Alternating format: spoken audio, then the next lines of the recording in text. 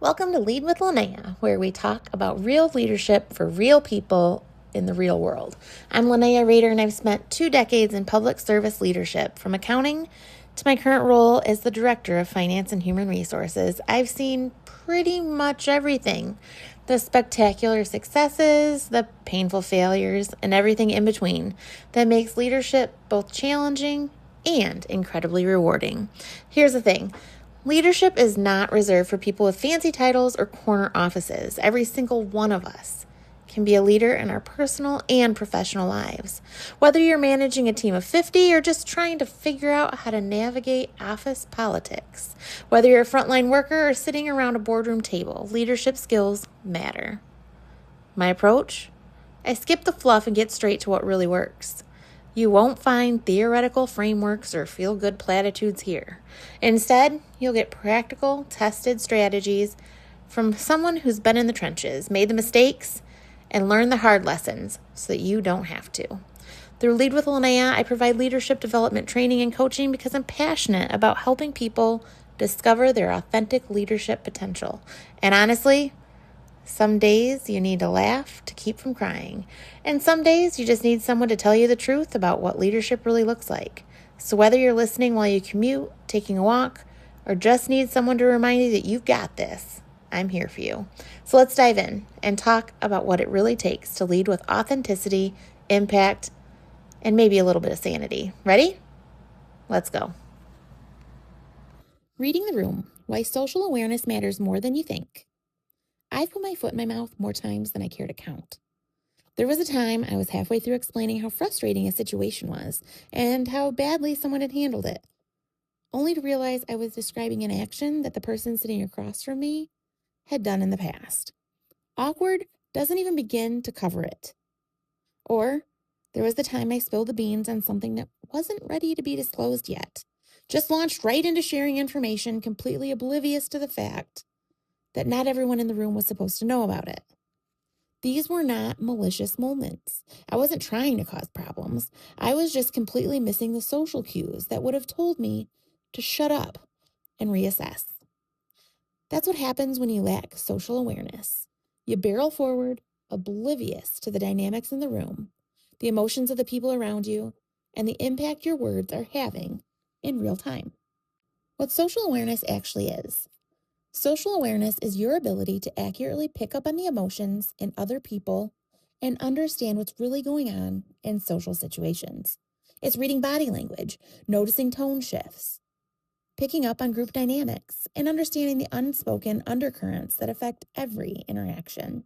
It's not mind reading, it's observation, attention, tuning into the people around you instead of being so focused on yourself that you miss everything else. You can have all the self-awareness in the world, but if you can't read the people around you, you're still going to struggle. Self-awareness tells you how you're showing up. Social awareness tells you how everyone else is experiencing the moment. When social awareness saves the day, I was facilitating a building blocks exercise with a team, working through expectations and creating a foundation everyone could agree to. These sessions can get tense because you're asking people to be honest about what's working and what isn't. We were deep into discussion when I noticed a few people in the back of the room start glancing at each other. Not casual glances, pointed ones, the kind that say, "Are you seeing this?" Then they started bringing up a topic, and I could immediately tell they were coming from an "I got you" space rather than a constructive place. They weren't trying to solve a problem. They were trying to prove a point or catch someone in something. The whole situation could have derailed right there, but because I caught what was happening, I was able to redirect. I asked questions differently. I guided other members of the group to provide additional information. I steered the conversation back to constructive territory. The end result? We actually discussed a topic that everyone didn't have all the details on.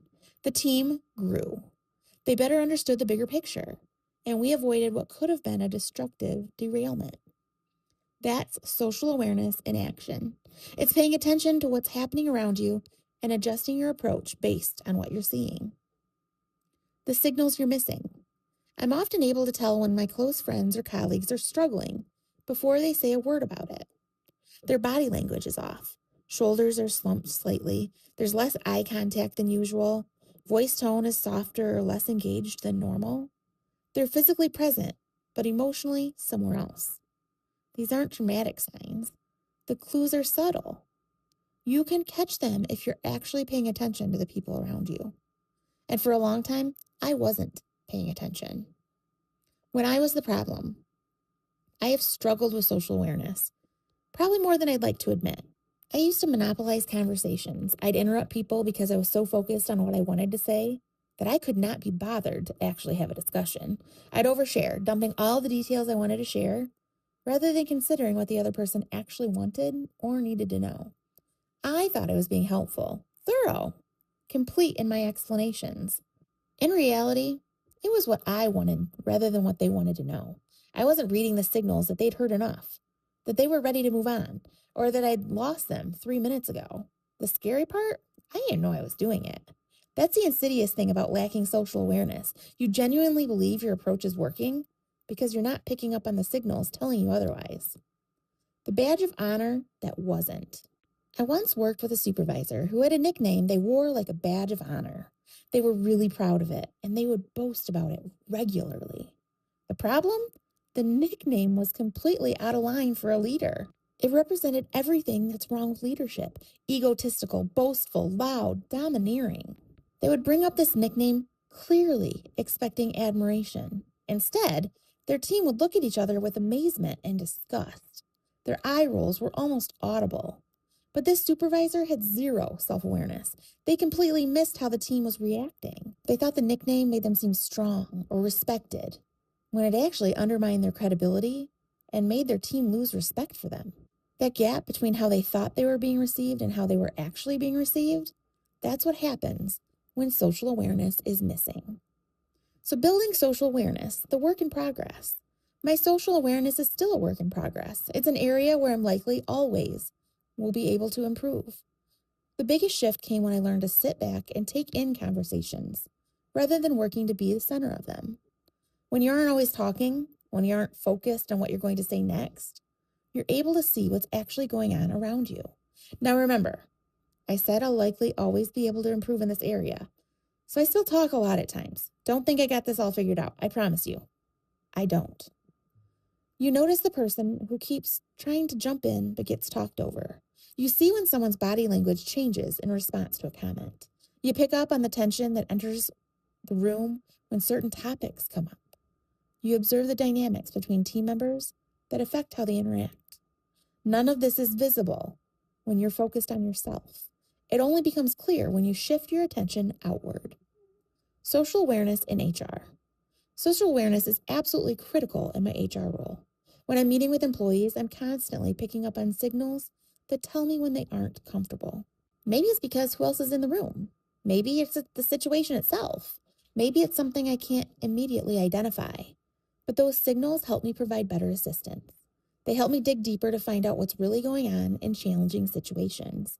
Someone might be saying the words that sound fine on the surface, but their body language is screaming something different. If I'm not socially aware enough to catch that disconnect, I'm going to miss the real issue entirely. So practical ways to develop social awareness. If you're recognizing yourself in any of these examples, here's where to start. Stop talking so much. The more you talk, the less you observe. Practice being comfortable with silence. Let other people fill in. You'll be amazed at what you notice when you're not focused on your next comment. Watch body language. Pay attention. How do people sit when they're engaged versus when they've checked out? What do their faces do when they disagree but don't want to say it? What does discomfort look like in different people? Notice patterns in group dynamics. Who talks to whom? Who defers to whom? Who gets interrupted and who doesn't? Those patterns reveal power dynamics, relationships, and unspoken rules that affect every interaction.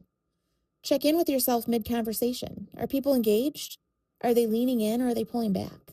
Are the responses getting shorter? These are signals that you can adjust with your approach in real time.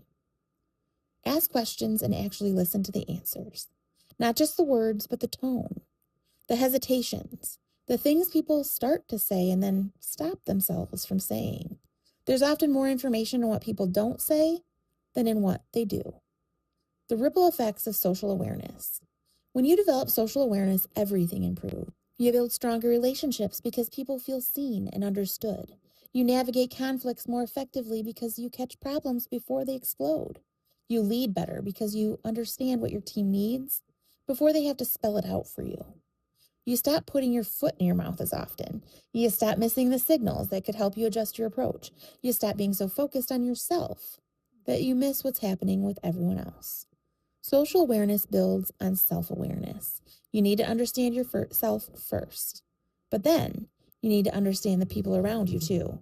Both skills together make you exponentially more effective as a leader, a colleague, a human. Start paying attention. Social awareness isn't a soft skill. It's not optional. It's the difference between being effective and being oblivious. You might be brilliant. You might have amazing ideas. You might work incredibly hard. But if you can't read the people around you, if you miss the social cues that tell you how your message is landing, if you're so focused on yourself that you don't notice what's happening in the room, you're going to struggle. The good news, you can develop this. I did. I'm still working on it. It starts with a simple decision to pay attention to something other than yourself. Read the room. Notice the signals. Adjust accordingly. That's social awareness, and it might be the most practical skill you can develop as a leader. How has social awareness, or the lack of it, shown up in your leadership journey? What helps you read the room more effectively? Share your experiences in the comments. Thank you for joining me today on Lead with Linnea. I hope something we talked about resonates with you and gives you a tool you can actually use in your leadership journey. Remember, leadership isn't about being perfect. It's about being intentional, authentic, and willing to keep learning and growing. You're going to face situations you never saw coming, make decisions that feel impossible, and sometimes wonder if you're cut out for this whole leadership thing. It's normal. It's human. And that's exactly why we need leaders like you who are willing to do the hard work. If today's episode sparked some ideas about training or coaching for you or your team, I'd love to hear from you. You can reach me at leadwithlinnea@leadwithlinnea.com or give me a call at 269-621-5282. Whether you're looking for one-on-one coaching, team training, or need someone to speak at your next event, let's talk about how we can help you and your people become the leaders your organization needs. You can find more resources, read my blog post, and learn more all about my services at leadwithlinnea.com. As always, carry social kindness with you everywhere you go. This world needs you and your positive mindset. Until next time, keep leading and keep growing.